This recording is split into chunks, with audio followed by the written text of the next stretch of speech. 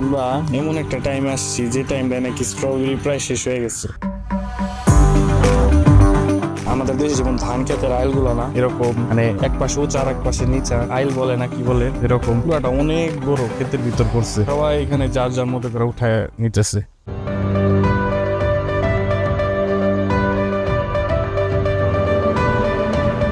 এখানে যতক্ষণ খুশি ততক্ষণ থাকা যাবে, যত ইচ্ছা নিজে খাইতে পারবেন। প্লাস হচ্ছে যে একটা বক্স দিছে, বক্স হচ্ছে আমরা যত খুশি বা বক্স পুরোটা বইরা হচ্ছে নিতে পারবো। ম্যাক্সিমাম স্ট্রবেরি হচ্ছে নষ্ট হয়ে গেছে আর এখন হচ্ছে সিজনের সময়টাও শেষ, বাট ভালোটা দেখে খুঁজে খুঁজে নিতে হবে।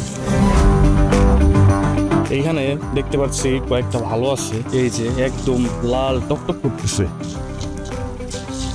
সেই না দেখতে। এখানে এটা টেস্ট করা যাক।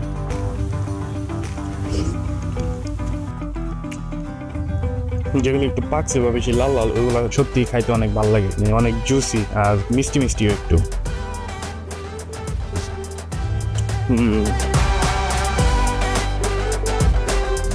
মাত্র হয়েছে হাফ বক্স।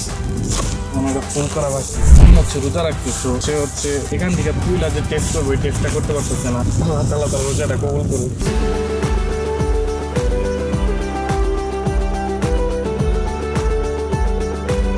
একদম দুপুরবেলা গরমের ভিতর অনেক কষ্ট, রোদ তো একদম পুরা মাথার উপরে, প্রচুর গরম লাগতেছে।